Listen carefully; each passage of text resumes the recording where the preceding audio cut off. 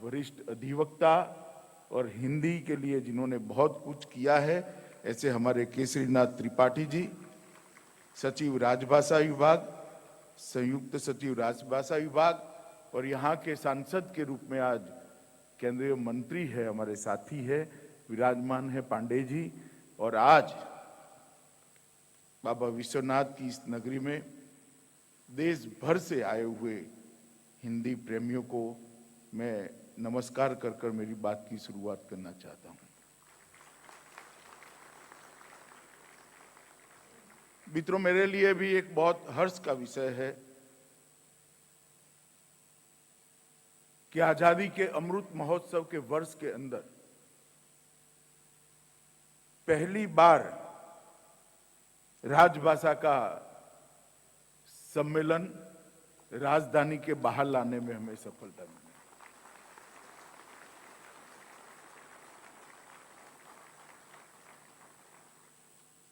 कोई भी सरकारी परिपत्र, अधिसूचनाएं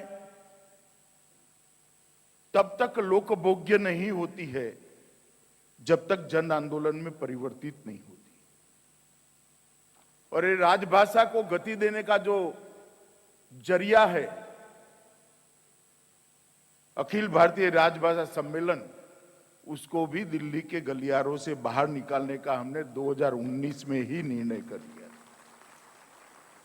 मगर 2 साल कोरोना काल रहा, हम नहीं कर पाए।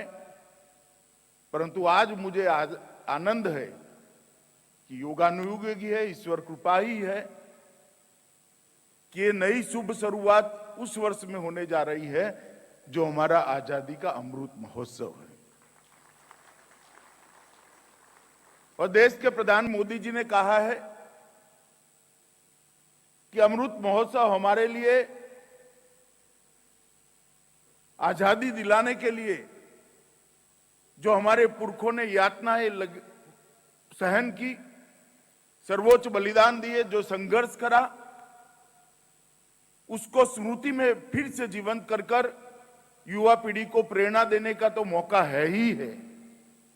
परंतु आजादी का अमृत महोत्सव हमारे लिए संकल्प का भी वर्ष है।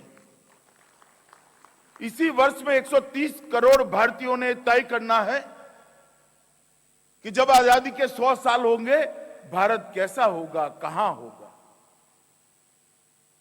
दुनिया में भारत का स्थान कहां होगा। चाहे शिक्षा की बात हो, चाहे संस्कार की बात हो, चाहे सुरक्षा की बात हो, चाहे आर्थिक उन्नति की बात हो, चाहे उत्पादन बढ़ाने की बात हो, भारत कहां खड़ा होगा, हर क्षेत्र में भारत कहां खड़ा होगा, इसका संकल्प लेने का ये वर्ष है। और 75वें साल से 100 साल तक का काल अमृत काल रहेगा और ये अमृत काल हमारे सभी लक्ष्यों की सिद्धि का माध्यम रहेगा। और मैं आज इस अखिल भारतीय राजभाषा सम्मेलन में कहने आया हूं कि हम सब हिंदी प्रेमियों के लिए भी ये संकल्प का वर्ष रहना चाहिए कि 100 साल जब आजादी के हो, तब इस देश में राजभाषा और हमारी सभी स्थानीय भाषा का दबदबा इतना बुलंद हो कि किसी भी विदेशी भाषा का सहयोग लेने की जरूरत न पड़े। और एक काम मैं मानता हूं आजादी के तुरंत बाद होना चाहिए, क्योंकि हमारे आजादी के 3 स्तंभ थे। आजादी का आंदोलन जो गांधी जी ने जिसको लोक आंदोलन में परिवर्तित किया, इसके 3 स्तंभ थे: स्वराज, स्वदेशी और स्वभाषा। स्वराज तो मिल गया, स्वदेशी भी पीछे छूट गया, स्वभाषा भी पीछे छूट गया। 2014 के बाद मोदी जी ने पहली बार मेक इन इंडिया और अब पहली बार स्वदेशी की बात कर स्वदेशी को फिर से हमारा लक्ष्य बनाने के लिए आगे बढ़े। और इस आजादी के अमृत महोत्सव के अंदर मैं देश भर के सभी लोगों का आह्वान करना चाहता हूं कि एक और लक्ष्य हमारा छूट गया था, स्वभाषा का, उसको हम फिर से एक बार स्मरण करें और हमारे जीवन का हिस्सा बने। और मैं बहुत स्पष्ट करना चाहता हूं, आज देश भर से हिंदी प्रेमी आए हैं, बहुत प्रयास हो रहा है हिंदी और स्थानीय भाषाओं के बीच में विवाद चल रहा है, एक राजनीति खड़ी।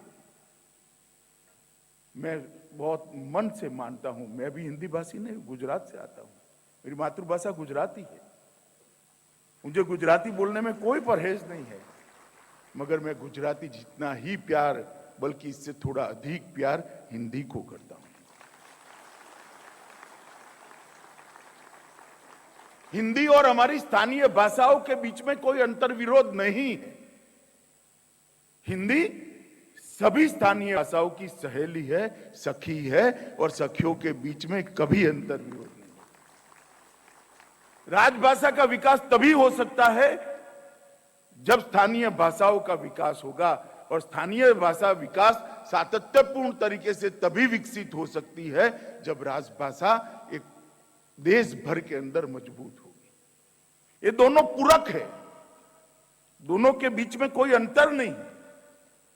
तो राजभाषा विभाग का काम है कि स्थानीय भाषाओं को हम मजबूत करें, और देश की जनता के, देश भर की जनता का ये लक्ष्य होना चाहिए कि हम राजभाषा को मजबूत करें।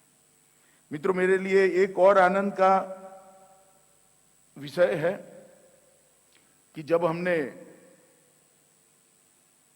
इस राजभाषा सम्मेलन को दिल्ली के बाहर निकालने का निर्णय किया, तो वो सम्मेलन, पहला सम्मेलन काशी में हो रहा है। विश्व की सबसे पुरानी नगरी है, बाबा विश्वनाथ का धाम है, मां गंगा का सानिध्य है, और हमेशा मां सरस्वती की उपासना करने वालों के लिए ये स्वर्ग रहा है काशी। भाषा की उपासना करने के वालों के लिए, व्याकरण की उपासना करने वालों के लिए काशी हमेशा एक गंतव्य स्थान रहा है कि काशी जाएंगे और विद्या को प्राप्त करेंगे और अपने मुमुक्षा का, उसका समाधान करेंगे। ये देश